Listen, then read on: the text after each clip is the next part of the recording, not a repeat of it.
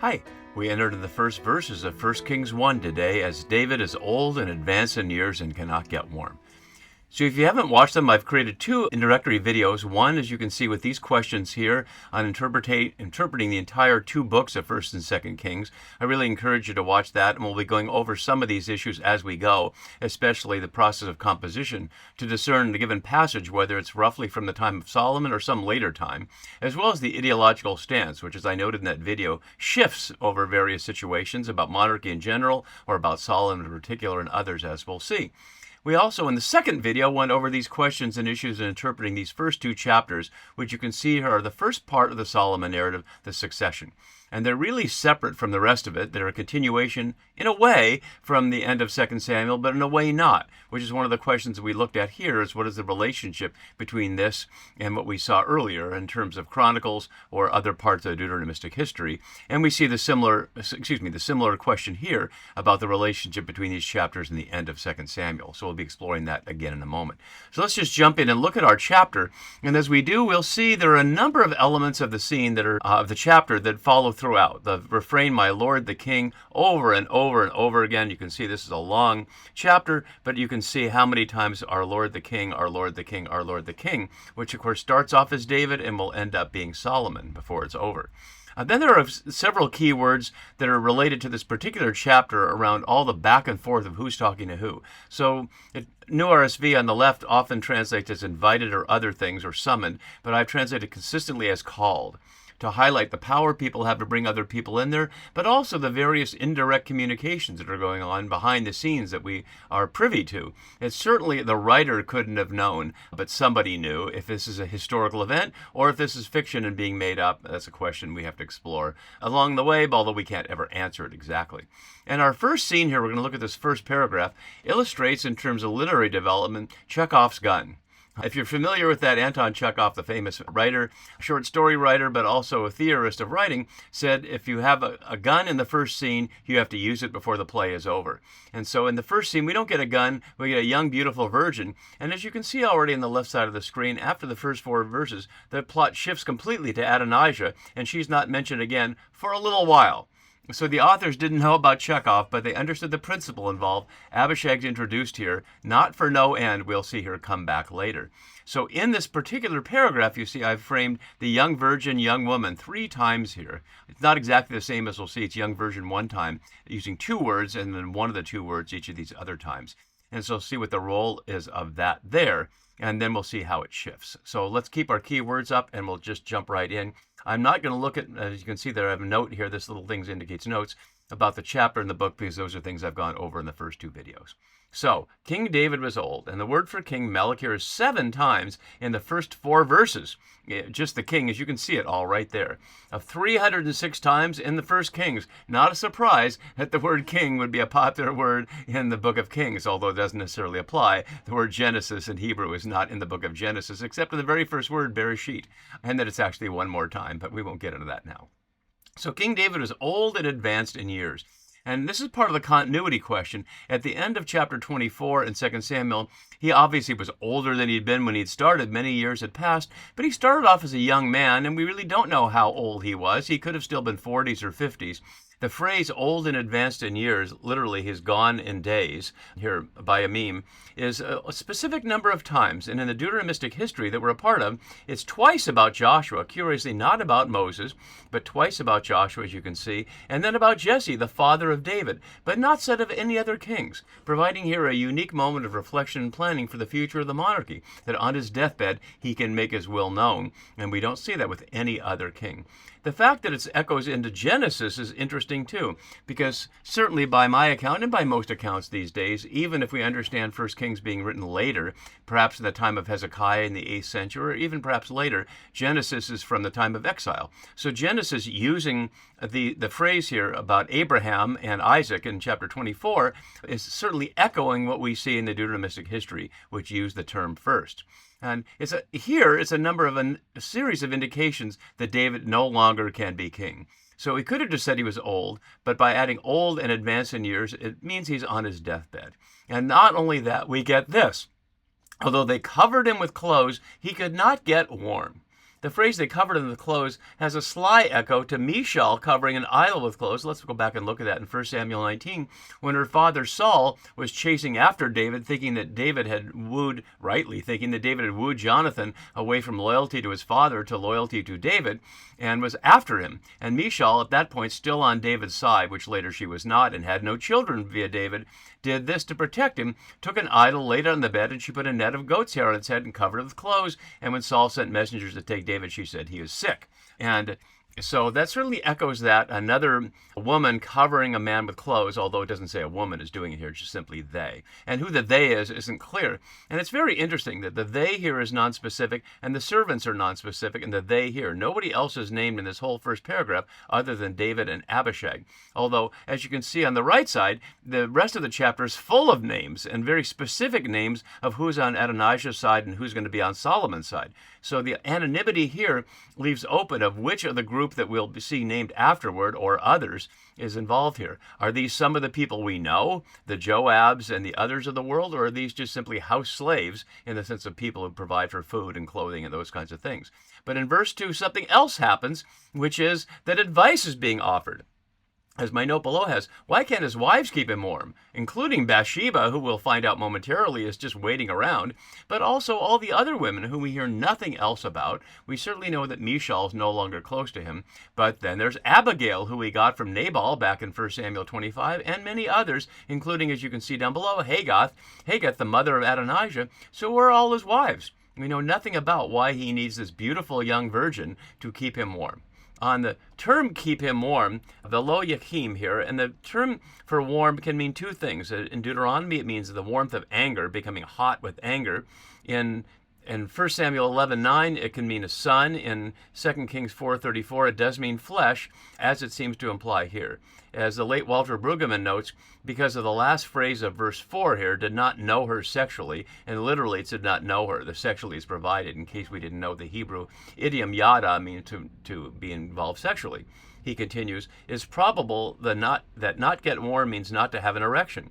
Thus, the point of the opening paragraph is to report the king's sexual impotence, his loss of virility, and therefore his disqualification as king. And we'll see how that plays out again when Adonijah wants Abishag. So he understands what's going on, but he understands it pretty stupidly, as we'll see. So the king cannot get it up. He can no longer go into war. And we'll see how that plays out in the next succession, which isn't a succession in terms of which son, but in terms of which king will rule between Rehoboam and Jeroboam in 1 Kings 13, when Jeroboam uses a similar sexual metaphor at the opposite end of life, that he's so young, to indicate why the people should obey him. So it's framed, the Solomon monarchy here is framed by the question of people kings being able to get it up, so to speak. So his servants, which is always slaves, and I have that here, servants makes it sound like they're staff, but they're slaves. The king has slaves here. Said, yet a young virgin be sought for my lord the king. A number of things we need to pay attention to. Who are these servants who can give the king advice? Where are his advisors? Where's Nathan, just for instance, who will be so important in the next scene? Why this anonymous group of slaves who are giving him advice? Did they think about it ahead of time? What are the other options are there? Why not just say, where are your wives? We just don't know. And then they have more detail than we need. Why does she have to be a virgin if she's a hot water bottle, so to speak? If it's literally just a matter of a warm body, it could be a dog or anything else. Not that they slept with dogs in that context. But why does she have to be a virgin? Is it to say that she's unsullied and not somebody else's woman? Certainly after she's been with David, even if he doesn't know her, it'd be an interesting thing to know whether she ever marries somebody else. She's never mentioned outside this scene. And my note below has the two keywords, Na'ara and Betula, or Betula, in the form of the basic form. We see that in Genesis 24, and again echoing from Genesis a number of times, and you see it clustered a number of times in Genesis. Genesis 24 is around the question of the wooing of Rebekah by Abraham's servant there. But we also see it 27 times in this short 15-verse passage in Deuteronomy 22, and a number of times in Judges and in Ruth, these things outside the Deuteronomistic history. for a na'arah, for a young girl. And the young girl does not necessarily imply virgin directly, but it does imply that. A young girl who's of marriageable age, if she wasn't a virgin, she wouldn't be marriageable. And so it's redundant in a way, overspecified to highlight that she's a na'arah and a betula. And betula we also hear in some of the same places around the similar description 50 times in the Masoretic text, the Hebrew text. Besought for my lord the king. And notice the narrator had plural, his slaves, and now the voice is singular. It doesn't seem to mean much, but it's singular throughout here, that my lord twice. So there's somebody speaking on behalf of the servants, apparently, or the slaves, but we don't know who it is or what their motivation is. And let her wait on the king, literally stand in the face of the king. And that's what we have on the right side. It makes it sound much like she's staff here. Wait on her and she's an attendant, but that's translating it in a way we don't need to do. And be of service to him. Interestingly, not to get in bed with him. Let her stand by him. It doesn't suggest at first that she should get in bed with him, and then it does. Using a fascinating phrase that for people with ears to hear has a very specific echo because it's an identical phrase to something we've heard earlier. Let her lie in your bosom. The word for lie is usually has sexual implications. In the Deuteronomistic history, we see often, but not always sexual. Again, Deuteronomy 22, the chapter that we just noted, had the keywords na'arah. Also in 2 Samuel 11, around the Uriah-Bathsheba situation, and in 13, where Amnon's rape of Tamar. So both there are about sexual and at least non-consensual. But when we look at bosom, it has a fascinating echo to the parable of the rich man, the poor man, the ewe lamb, and the traveler in the penultimate example of that. So I won't go over this all again. If you're interested, you can go back and watch the video on 2 Samuel 12.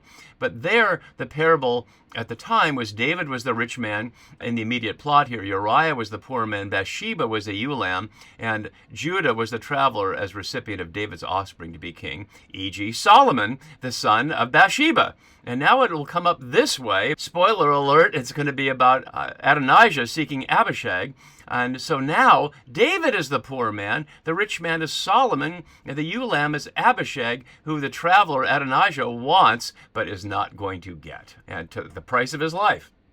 So that's certainly an indication, whichever direction we want, of a connection there between 2 Samuel and 1 Kings.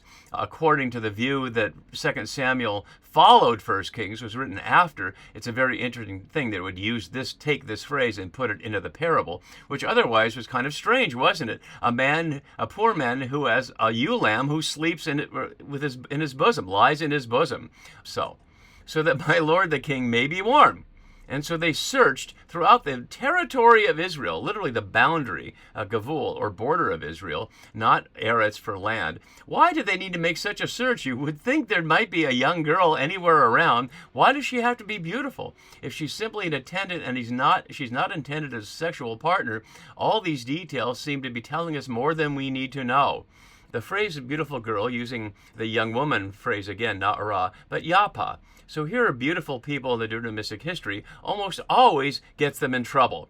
David is described as beautiful, Abigail, who David ends up taking, Tamar, who gets raped, Absalom, who uses his beauty and his long hair that ends up getting him killed, Abishag here, but also Sarai in Abram's eyes, as we saw, as well as in the Egyptians' eyes, that we'll see as well, Rachel and Joseph, and Pharaoh's cows, of all things. So they're not searching now for a virgin. They're simply searching for a beautiful na'arah. I guess they're assuming she's a virgin. And the territory of Israel. Why Israel and not Judah? Well, we'll look a little bit later, not in this video, at what the scholarly understandings of the relationship between Israel and Judah at this point is.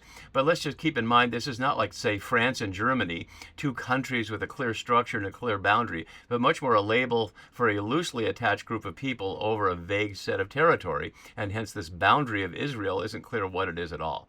But finally, they find Abishag the Shunammite. What's a Shunammite? The only time we see Shunammite, we can go back to that in 1 Samuel 28, the Philistines assembled and came and camped at Shunem. And that's all we know, that somehow it's not one of their 5 cities, but a place that they simply encamped. We know nothing else about it.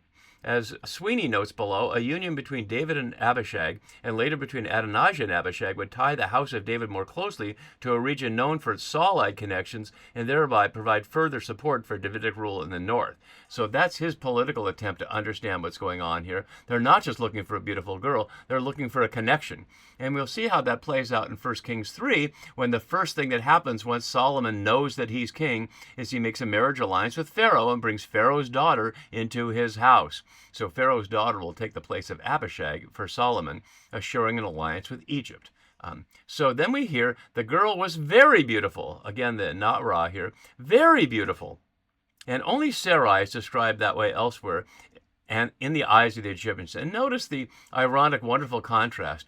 Sarai is old at that point by anybody's measure, except Abram's and the Egyptians. He's afraid that when they go to Egypt, she'll be taken because she's so beautiful. And in fact, the Egyptians see her as beautiful. But she's an old woman at that time, and plainly Abishag is not. So she became the king's attendant, or literally became of service to the king.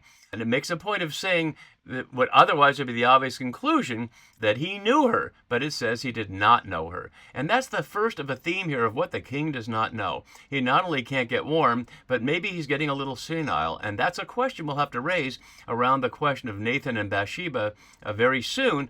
Did he already say that Solomon should be king, or are Nathan and Bathsheba trusting that he's too senile to remember? So we saw did not know her here. Here's David did not know it, and here we see did not know it. So there's a whole series of not knowing throughout the situation. So the scene changes radically in verse 5, but we'll keep Chekhov's gun in mind, and we'll switch to Adonijah's issue in the next video. See you then for that. Bye-bye.